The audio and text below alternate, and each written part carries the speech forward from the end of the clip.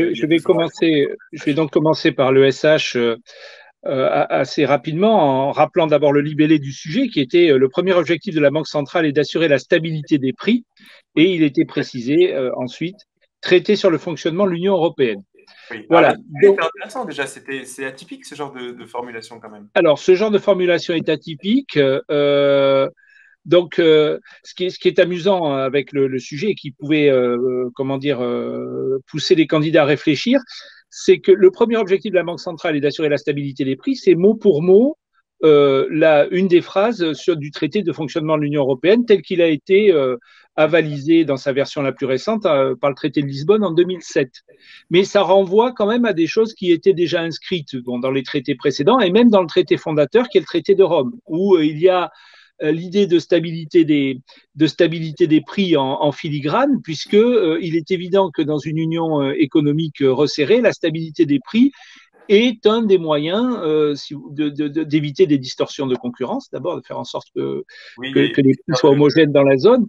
Vous m'avez entendu ou pas? oui, oui, non, je disais les critères de Copenhague aussi, il faisait référence, il me semble, en 94. Voilà, et puis donc il y a évidemment la version fondatrice moderne, c'est le traité de Maastricht qui instaure et qui crée la BCE, avec évidemment toujours l'ambiguïté de savoir si la monnaie est un objectif, puisqu'aujourd'hui on est resté, on en est à la monnaie unique, ou c'était comment dire, un passage obligé pour aller vers autre chose qui serait une Europe fédérale. Donc ça, il y a cet aspect-là. Donc la monnaie unique et la BCE sont les créations d'un traité au-delà duquel on n'est pas franchement allé pour l'instant. On n'a pas d'Europe fédérale. Mais ça veut dire que ça a de fait instauré un fédéralisme monétaire en confiant la politique monétaire à une banque centrale indépendante, c'est-à-dire qui est normalement qui ne peut pas subir de pression du pouvoir politique, que ce soit le pouvoir politique d'ailleurs européen ou le pouvoir politique, les différents gouvernements nationaux des pays membres de la zone. Donc ça, c'est la première chose qu'il fallait rappeler. La deuxième chose à laquelle on peut penser, c'est que indirectement, on peut réfléchir aussi aux différences entre les grandes banques centrales mondiales, c'est-à-dire que ça renvoie directement à la BCE puisqu'il y a une allusion au traité sur le fonctionnement de l'Union européenne, Bien mais sûr. derrière ça, on peut se poser la question d'une comparaison, en particulier avec la Fed, c'est-à-dire la Banque centrale américaine, qui n'a pas exactement les mêmes objectifs. Donc, ça veut dire que les candidats peuvent là aussi s'interroger un petit peu sur le sens. Le sens de la formule et montrer que l'Europe, d'une certaine manière, est originale, puisqu'il y a un seul objectif, ce qui, pour ceux qui ont des connaissances historiques qui cadrent avec le programme, renvoie de toute façon à une conception qui était la conception monétaire allemande avant la création de l'euro, puisque depuis sa création en 1957, la Bundesbank en Allemagne avait pour objectif principal la stabilité des prix. Donc il y a une continuité et donc on peut se poser la question de savoir si cet objectif n'est pas finalement gravé dans le marbre les conceptions qui avaient présidé à la création de la Bundesbank et par extension pour faire accepter la monnaie unique aux Allemands qui au départ étaient un peu rétifs, on est allé dans cette direction-là. Mhm. Donc voilà, en rappelant que évidemment la banque centrale en question c'est la BCE qui a été créée donc à Maastricht et dont l'objectif est clair, c'est assurer la stabilité des prix, c'est ce qui est dit, et donc le pouvoir d'achat, maintenir le pouvoir d'achat de l'euro. Donc ça concerne 20 pays, 20 pays avec un objectif qui est très clair, qui est un objectif d'inflation de 2% par an. Normalement, la cible d'inflation, c'est Oui. 2% par an. Alors, pour ceux qui le veulent, il faut rappeler évidemment que la BCE est dirigée depuis 2019 par Christine Lagarde Mhm. et que c'est l'aboutissement de toute façon d'un processus qui est plus lent parce que l'Europe monétaire a déjà connu pas mal d'aléas.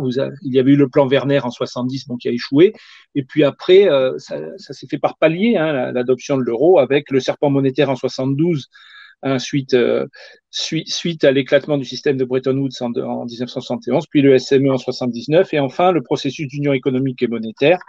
Donc ça nous renvoie d'une certaine manière aussi à d'autres sujets qui ont pu tomber dans les années précédentes, du style l'Europe sera monétaire ou ne sera pas, c'est-à-dire qu'il y a cette idée que la monnaie est au centre de la construction européenne. Donc voilà, le mandat de la BCE, donc c'est 2% d'inflation, alors à moyen terme. Ce qui est intéressant pour les candidats, c'est qu'il y a premier objectif. Donc, si premier objectif, ça signifie qu'il peut y en avoir d'autres qui arrivent derrière.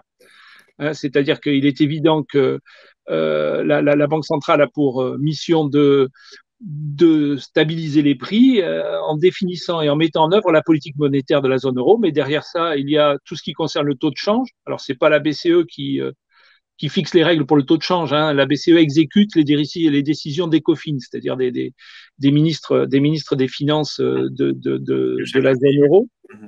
Voilà, elle gère les réserves officielles de change des pays de la zone. Hein, et puis, elle a d'autres missions hein, qui se sont enrichies d'ailleurs au fil du temps. Elle doit assurer le bon fonctionnement des systèmes de paiement, donc ça c'est pratique. Et puis, depuis la crise financière de 2008, elle assure aussi la surveillance prudentielle du système bancaire, c'est-à-dire que c'est elle qui contrôle la solidité du système bancaire à l'échelle européenne. Donc il fallait montrer que le premier objectif, c'est vraiment celui-là, mais qu'elle en a d'autres.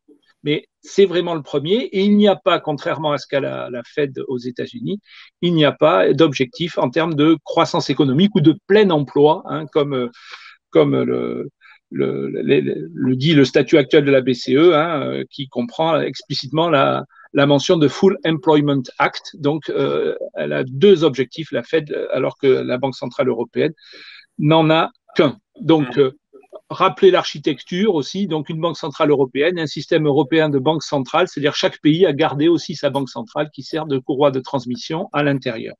Voilà, Donc, oui. évidemment. Simplement deux secondes, Gérard. Il y a une question intéressante de Clémentine, justement. Alors, tu as posé on va dire un peu les jalons du sujet. Ce serait intéressant de voir comment on problématise un sujet comme ça, d'autant plus que c'est une affirmation en quelque sorte. Oui, oui, donc il faut, enfin, à part dire oui, certes, bon, évidemment, il faut aller un petit peu plus loin. Une question de Clémentine, donc, qui nous demande est-ce qu'il fallait parler uniquement de la BCE? Est-ce que parler de la Fed, par exemple, c'était hors sujet? On pouvait montrer qu'il y a une opposition entre les conceptions monétaires de part et d'autre de l'Atlantique et des missions de la Banque centrale. Alors ça se voit. Ça se voit aujourd'hui, par exemple, lorsque on constate que le dernier relèvement des taux directeurs a eu lieu au mois de mars. On voit bien que l'Europe avait un gros problème par rapport aux États-Unis. Donc la politique monétaire américaine indirectement influence la politique monétaire européenne, puisqu'il y avait une dégradation du taux de change de l'euro par rapport au dollar à la fin 2020 jusqu'au début de l'année 2023. Et on voit bien que cette situation-là était très difficile, puisque l'inflation, justement, pour partie, est une inflation importée par les prix énergétiques. Et l'Europe règle ses achats de produits énergétiques en dollars. Donc, lorsque le taux de change de l'euro se déprécie par rapport à celui du dollar, ça pose un problème de facture énergétique et d'inflation importée à la zone euro. Donc, on peut légitimement, évidemment, parler des deux banques centrales en montrant que l'une peut répondre à l'autre. C'est-à-dire que pour limiter l'inflation, on peut aussi renforcer ou pousser à l'appréciation de l'euro avec des risques, bien entendu, derrière, on y reviendra, mais pour derrière alléger la facture, les factures de matières premières ou de produits importés de l'Europe, quand évidemment les prix sont libellés en dollars. Donc cet aspect-là peut être mis en évidence, évidemment. Alors bon, voilà, donc dans le traité sur le fonctionnement de l'Union européenne, il y a quand même mention de soutien aux politiques économiques, au développement durable, à la croissance équilibrée, à l'économie sociale de marché. Enfin, on va un peu plus loin, mais fondamentalement, l'objectif principal, c'est la lutte contre l'inflation. Ça a été rendu obligatoire, ça, par les évolutions institutionnelles de l'Europe à la fin des années 80, en particulier l'acte unique, qui a libéralisé la circulation des capitaux à l'échelle européenne. Donc, on s'est retrouvé dans une configuration qui fait que on doit aller vers la convergence pour éviter de grandes difficultés. Et d'ailleurs, c'était un des points essentiels, hein, la monnaie unique, parce qu'on ne peut pas avoir de change flottant à l'intérieur de l'Europe, parce que ça provoque des distorsions de concurrence. Et donc, à partir de là, il fallait mettre en place un système, un processus d'union économique et monétaire, hein, qui a été lancé en s'appuyant sur un certain nombre d'éléments théoriques. Hein, ça nous renvoie au triangle des incompatibilités de Mundell et à l'idée que, en fait, pour qu'à l'intérieur d'une zone économique, on doit renoncer, chaque pays doit renoncer à sa politique monétaire pour avoir une politique monétaire commune en vue de gagner en efficacité et en cohésion. Donc,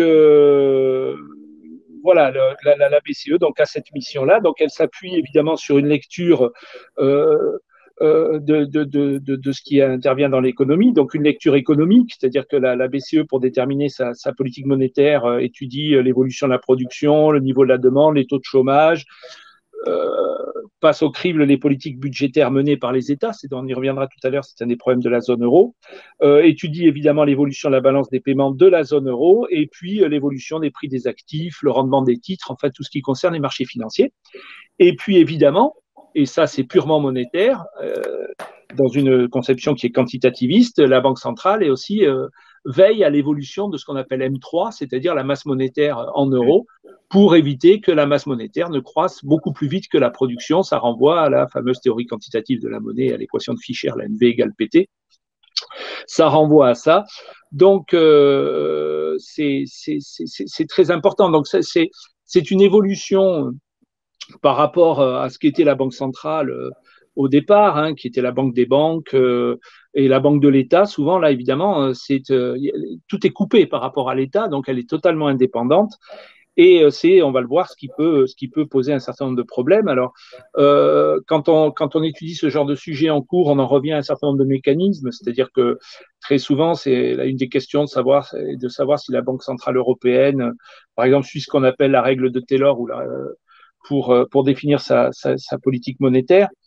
Bon, ça renvoie à des visions qui sont évidemment quantitatives, mais là, dans la règle de Taylor, en fait, on est plus, c'est pas forcément le modèle qui convient le mieux à la BCE parce que la règle de Taylor implique de tenir compte de ce qu'on appelle l'output gap, c'est-à-dire l'écart entre la croissance effective et la croissance potentielle. Donc là, il y a des objectifs clairement qui sont économiques et en termes de croissance, et la BCE, elle n'a pas cette mission, c'est plutôt réservé à la Fed. Donc, c'est vraiment l'objectif final. Donc, ça se détermine par les taux d'intérêt. Évidemment, il faut aussi se préoccuper du taux de change. Alors, moi, je ne vais pas m'étendre trop, mais ce qu'il fallait voir, c'est que c'est un sujet qui est un sujet d'actualité, puisque, en fait, cette mission de la Banque centrale européenne reprend tout son sens depuis le retour de l'inflation à la fin, depuis la fin de l'épisode de Covid. Donc l'accélération de l'inflation avec la fin de l'épisode Covid et la guerre en Ukraine, c'est-à-dire tout ce qui est lié à la rupture des chaînes d'approvisionnement, aux difficultés de transport, qui a fait beaucoup monter les prix, au comportement de marge de certaines entreprises aussi. Tout ça contribue à une inflation forte, et donc on est sorti de la logique qui a prédominé pendant une dizaine d'années après la crise financière, où on essayait à tout prix là d'obtenir une croissance de la masse monétaire pour éviter la crise de liquidité, les difficultés. Et donc là, la Banque centrale, d'une certaine manière, revient à sa mission initiale aujourd'hui. Donc c'était là, il fallait être capable de mettre ça en perspective pour montrer qu'on est passé d'une période de 10 ans où on essayait de maintenir la croissance en injectant des liquidités, c'est le fameux quantitative easing, et là on retourne aux missions initiales de la BCE. Et donc toutes les problématiques sur le retour de l'inflation, ses causes, voire pour certains potentiellement à terme le retour de la stagflation, parce que si le marché du travail en Europe résiste en ce moment à peu près, oui. Quand on voit les statistiques de faillite pour les 6 mois qui viennent, enfin les prévisions de faillite pour les 6 mois qui viennent, on n'est pas sûr que le marché du travail va se tenir aussi bien pour l'année qui vient, et on n'est pas sûr qu'il n'y aura pas de retournement. Donc il y a tous ces aspects-là à mettre en évidence. Alors, je ne m'étendrai pas, je vais aller très vite. Il faut rappeler comment la Banque centrale gère la masse monétaire. Il faut être capable d'expliquer que c'est essentiellement par les opérations d'open market, par des facilités destinées aux banques de second rang et par les niveaux de réserves obligatoires. Donc, il faut expliquer ça. Il faut être capable d'expliquer le fonctionnement de la zone euro et surtout aussi être capable de montrer quelles sont les limites de la zone euro, puisque il y a eu la théorie des zones monétaires optimales. Or, l'Europe, visiblement, n'est pas une zone monétaire optimale. Cette théorie avait été mobilisée d'ailleurs pour pousser à la création de l'euro. Parce que si en Europe, il y a les marchés financiers fonctionnent à peu près convenablement, les marchés des biens et services aussi. Il y a une grosse différence avec les États-Unis, par exemple, c'est qu'il n'y a pas de marché du travail européen, donc les ajustements en cas de difficultés sont plus difficiles à trouver. Donc, 6 hausses de taux, on voit bien que la BCE a repris cette mission-là, 6 hausses de taux depuis juillet 2022.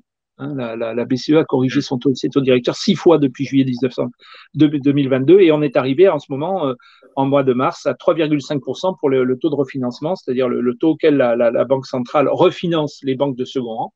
ce qui a évidemment un impact sur les entreprises, sur l'État potentiellement à un moment ou à un autre, et sur les ménages aussi. Hein, la question, vous pouviez indiquer que les difficultés immobilières actuelles, hein, les difficultés qu'ont les gens, les ménages à acheter des biens immobiliers viennent du relèvement des taux, du problème du taux d'usure. Et donc, ça comporte un certain nombre de risques parce que hein, les prix de l'immobilier ont beaucoup monté, les prix des titres ont beaucoup monté et il y a potentiellement des risques de dégonflement de bulles, en particulier dans l'immobilier, dans les années qui viennent. C'est-à-dire si les gens ne peuvent plus acheter, les prix de l'immobilier risquent de tomber. Alors, quand je parle des gens, ce sont les ménages, ce sont les investisseurs institutionnels, enfin ceux qui font vivre le marché de l'immobilier. Mais là, il y a un gros risque. Et puis, il y a un gros risque aussi parce que, toujours dans l'architecture européenne, si la politique monétaire est une politique supranationale et fédérale, en fait, les politiques budgétaires, même si elles sont contrôlées avec le pacte de stabilité et de croissance, restent de la compétence des États et on sait très bien que les finances publiques ne sont pas dans la même situation. La France, par exemple, est un pays qui est très endetté comparativement aux pays d'Europe du Nord. Donc là aussi, tout mouvement de taux d'intérêt pour casser l'inflation peut avoir des répercussions très dures sur les finances publiques à terme et sur la capacité des États à refinancer leurs dettes pour les périodes à venir. Donc, il fallait être capable, si vous voulez, d'articuler tout ça. Alors, pour problématiser, c'était un peu difficile. Il fallait montrer vraiment qu'on était dans une situation de retour aux sources et que c'est le retour de l'inflation qui rend la question, qui rend à nouveau cet objectif comme l'objectif principal de la BCE. Moi, j'assisterais ça, c'est-à-dire que c'est une réponse, le retour à cette lecture du traité de fonctionnement de l'Union européenne, c'est une réponse au retour de l'inflation que l'on constate depuis 3 ans. Donc, ça remet la BCE dans son rôle historique avec un certain nombre de limites qui sont fonctionnelles. Et puis, sur le plan économique, des choses un peu provocantes ou provocatrices qui ne font pas l'unanimité, mais on peut même considérer presque que ce qui se passe en ce moment, c'est le triomphe posthume de Milton Friedman, hein, puisque Milton Friedman liait l'évolution des prix à une évolution trop rapide de la masse monétaire. Donc, d'une certaine manière, le quantitative easing pendant 10 ans ne s'est pas traduit par l'inflation alors qu'on a injecté des liquidités dans l'économie. Et en fait, ça s'est traduit par des bulles d'actifs, hein, immobiliers ou des prix. Et maintenant, ça se traduit peut-être par de l'inflation. Donc, finalement, on revient à des missions aux missions originelles de la Banque centrale. Donc, moi, j'aurais fait un plan de 3 parties. Ça, c'est la vieille tradition d'un historien que je suis, en montrant que c'est une sorte de retour aux origines. La BCE revient à son mandat originel parce qu'elle est poussée par les circonstances. Hein, voilà. Dans une deuxième partie, je montrais qu'il y a des limites fonctionnelles. Hein. Je vais très vite en montrant qu'on a une même politique monétaire qui s'applique à tous. Et ça, c'est toujours le problème de l'Europe avec évidemment les conséquences des injections massives de liquidités après la crise des subprimes, et puis des risques majeurs. Hein, une mauvaise politique de taux, une politique de taux trop élevée, ça peut tuer dans l'œuf la croissance et provoquer une appréciation de l'euro qui serait à long terme préjudiciable à la compétitivité européenne. Voilà, et ça rendrait aussi l'avenir de beaucoup d'États très endettés incertain, puisque là, on avait des taux d'intérêt réels qui étaient nuls. Là, pour l'instant, ils sont négatifs, mais à long terme, les taux d'intérêt réels risquent de devenir positifs. Et pour des pays comme la France, par exemple, la question du financement de sa dette est une question très, très, très importante. Et puis, la désinflation, ça avait bien marché dans les années 80. À une époque où on pouvait, c'est important à rappeler, à une époque où on agissait à la fois sur les taux d'intérêt, mais aussi sur d'autres leviers qui étaient le contrôle des prix. Enfin, les pays avaient. Et là, justement avec l'Europe, ce n'est pas possible. Ce n'est pas les accords, par exemple, du gouvernement français avec les distributeurs pour faire un panier anti-inflation dans les supermarchés ou les hypermarchés qui a un effet macroéconomique général à long terme. Donc, il n'y a pas de. Donc, c'est assez compliqué. Et en plus, la position de l'Europe vis-à-vis du reste du monde, vis-à-vis des États-Unis ou de l'Asie, est compliquée aussi. Donc, un mauvais ajustement de la politique monétaire pourrait avoir des conséquences absolument désastreuses. Donc voilà, moi j'aurais bien insisté sur le fait que c'est un retour aux origines, c'est-à-dire qu'on a une parenthèse de 10 ans. Là, la Banque centrale revient à ses missions initiales. Est-ce qu'elle peut les mener ou pas? On voit bien que c'est assez hésitant. Voilà, moi, c'est comme ça que je l'aurais fait en m'appuyant évidemment sur la vision, les visions monétaristes qui ont présidé à la mise en place de la BCE et sur les difficultés d'ajustement d'une politique monétaire unique dans un ensemble qui n'est pas homogène. Voilà. Qu'est-ce que tu penses Avec, de la proposition de Clémentine qui justement propose un plan historique qui remonte au 19e? Est-ce que ça pouvait… tu l'as dit, il y a eu des phases différentes. Est-ce que c'était pertinent? alors, moi, je ne sais pas, parce que là, on fait vraiment allusion à quelque chose de supranational. C'est-à-dire que les banques centrales ont connu des configurations qui étaient différentes. Au 19e siècle, la grosse contrainte, c'était la contrainte de l'or. Donc, évidemment, ça avait un aspect anti-inflationniste à l'époque, puisqu'il fallait absolument éviter la surémission et éviter que la couverture hors de la monnaie ne se dégrade. Donc, dès qu'il y avait des sorties massives d'or, on remontait les taux d'intérêt pour limiter la casse. Ça avait des effets déflationnistes d'ailleurs assez forts parfois. Bon, là, on peut y faire une allusion. Sous Bretton Woods, on avait une configuration qui était très différente parce que les capitaux ne circulaient pas. Donc, les mouvements de taux d'intérêt, par exemple, pour lutter contre l'inflation à l'intérieur des pays, n'avaient pas de conséquences en termes ou peu en termes de circulation des capitaux. Là, le problème de l'Europe, c'est que si la Banque centrale européenne refuse d'augmenter trop, enfin, augmente beaucoup ses taux d'intérêt, ça va faire rentrer des capitaux, s'ils sont supérieurs à ce qu'on fait aux États-Unis, ça fait rentrer des capitaux en Europe. Pour lutter contre l'inflation des arrivées massives de capitaux, d'ailleurs, c'est pas forcément très bien, puisque les capitaux augmentent la masse monétaire en circulation, donc on peut avoir un effet contraire à l'effet recherché initialement. Voilà, et donc là on monte. C'est assez difficile. Moi, remonter jusqu'au 19e siècle, ça me paraît, vu le libellé du sujet, quand même, là, pour le coup, un peu une allusion, mais certainement pas de développement, mais une Oui, voilà, allusion. c'est ça. Tu peux Oui, en oui, une parler allusion. en gros.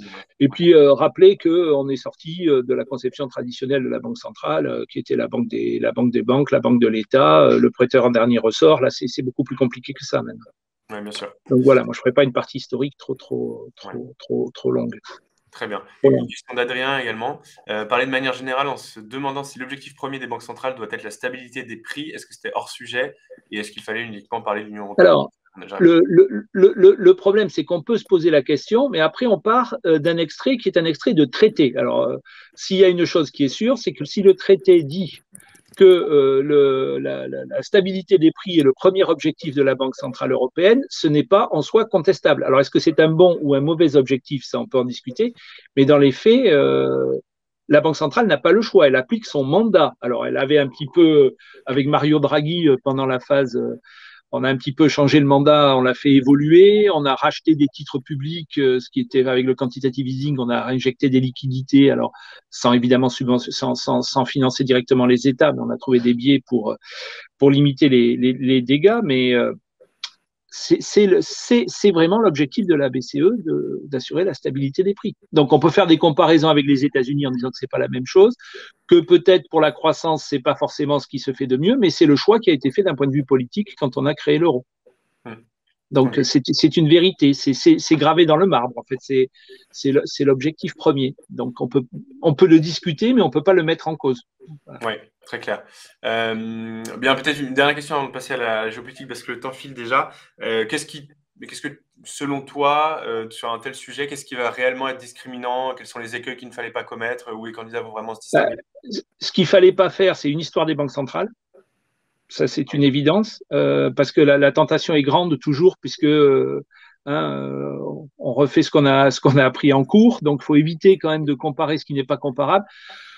Fallait éviter de faire un basculement permanent entre la BCE et la Fed, puisque le sujet porte sur l'Europe. Et surtout, il fallait montrer que, d'une certaine manière, la BCE est gênée parce que il y a l'objectif interne et l'objectif externe. C'est-à-dire qu'il faut juguler l'inflation à l'intérieur sans casser la croissance, même si ce n'est pas le mandat, et sans se trouver dans une posture vulnérable vis-à-vis du reste du monde. C'est toujours le même problème. Le taux de change important, c'est le taux de change par rapport au dollar. Donc, c'est aussi très gênant, ça. Donc, voilà, moi, j'insisterai sur le fait que on est un petit peu, il y a de grosses ambiguïtés monétaires en Europe toujours parce que l'Europe elle n'est pas purement fédérale, donc c'est compliqué. On a la même politique pour des pays qui sont très très différents les uns des autres, donc c'est toujours un petit peu difficile difficile à résoudre. Je ne suis pas sûr que les Allemands soient très fâchés, même s'ils ont des problèmes avec l'énergie,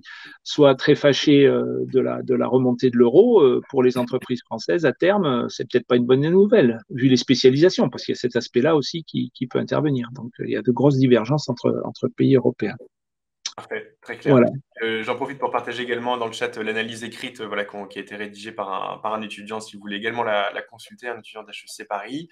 Bon, je crois il y aurait évidemment encore beaucoup de choses à dire sur ce sujet-là, mais l'heure tourne et je sais que Frédéric trépigne d'impatience de parler de l'Amérique latine. Bien, merci beaucoup.